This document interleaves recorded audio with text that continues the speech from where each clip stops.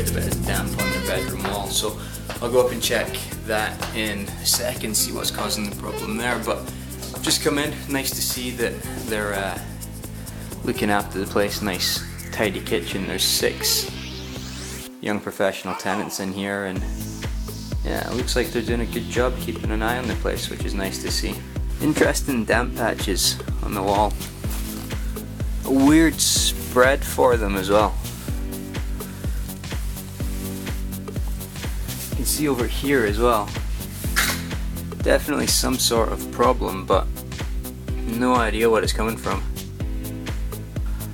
Get our builder in to have a look at this and see what the problem is. Well, since I'm out and about looking at HMOs, I thought I'd pop in and see Churchgate. I'm supposed to get planning back on that in about a month. 1st of November today. I think it's the 1st of November today. And we're supposed to get a decision on the 1st of December for our resubmitted proposal. So I figure it's about time to start getting the plans back together to get the build finished on that one once we get planning approved. So I'm just going to stick my head in the door and see what sort of condition it's in. Here she is. Obviously forgot my keys though, didn't I? So we're not going inside after all. Oops.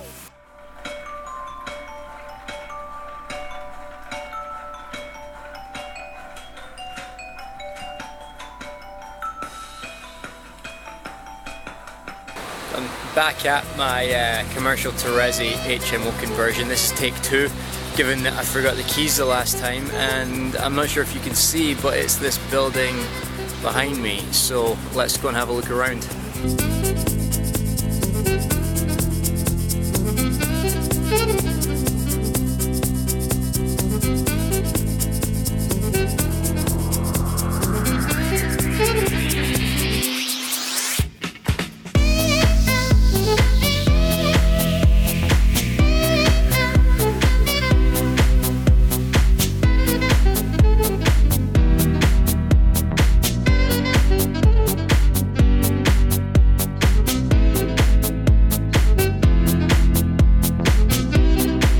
I just got a letter through from, well actually I don't know who it's from yet, I'm making an assumption it's addressed to me and the investor that is buying the HMO that we got the offer accepted on yesterday, which can only mean one thing: offer accepted. Just been for a meeting with the client who we had the offer agreed on the HMO on Monday, and went in to meet the estate agent and give them some proof of ID and a couple of bits of documentation that they needed to start progressing the sale, and then went for a coffee. And our client is looking to get on with the second one already, so this afternoon, tomorrow, will probably be spent back on Rightmove looking for next deals, but for now it's time to get the dog for a walk and stretch his legs. Poor guy's been trapped in the car for half an hour. That God made me this day.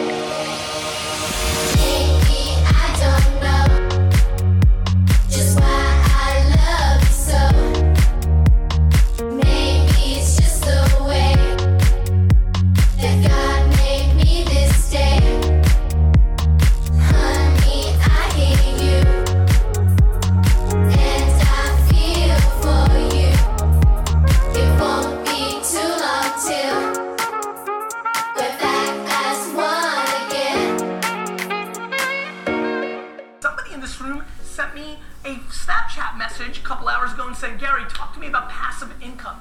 Let me talk to all of you about passive income. It doesn't fucking exist.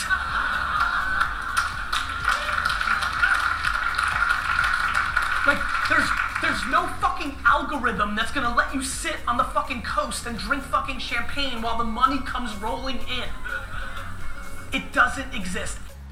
I recorded a video last week for part of our series on property deal analysis, and it was on a kind of online assessment of potential HMOs, looking at Rightmove, things to look for, floor plans, layouts, that sort of thing. The follow-up to that is going to be looking at the financial analysis side of things, and I'm going to be getting that out, hopefully going to get it recorded today. But hey everyone, my name is Mike Stanhouse, host of the Inside Property Investing podcast, and this is part 2 of the HMO deal analysis process. If you watched the last video, we talked through how we do our online analysis of a potential HMO before we go to the effort of going to view it. What I want to focus on now is, once we've been to the viewing, how do we get our financials in order to decide if we're going to make an offer or not, and if we are, how much money are we going to make on it. So most of this is going to be based on a template of a spreadsheet that we use, so I'm going to switch over to my laptop screen recording so you can see exactly what I am talking about. But what I wanted to share was just an overview of one of the appraisals that we did, specifically the one for the deal that we got the offer accepted on Monday for an HMO for one of our clients. So there's going to be 5 bedrooms, 2 bathrooms, and yes, we are doing a communal lounge in this one. We've got all sorts of financial stuff on this first column, so purchase price, purchasing costs, total renovation costs. You can see over here I've got a breakdown of all the renovation costs and what that's going to include for furnishing and all that sort of stuff. Rental income over here, and then the middle one is more the kind of like summary of the financials, including, when we get down to the bottom, what we can refinance it for. Obviously this is gross rental income, this is net profit after your costs. And then we've got our gross yield, our net yield, and our return on investment. And so you can see end valuation 130, not a big uplift in value by any stretch, but the client's happy with that. Mortgage at 80%. We're looking at a mortgage with Kent Reliance here. We've used them quite a few times in the past and find their valuations are actually quite good. So he's going to have to leave 50 grand in this one, but £1,000 a month net profit, 13 grand a year, so it's going to give him a 25% return on his investment, which he's delighted with. So I'll run through a template on how you can fill this in for your own, where we get all the numbers from. A lot of these are formulas, so they populate automatically once we put in the kind of core information, and I'll get that released in the next kind of 24-48 hours hopefully.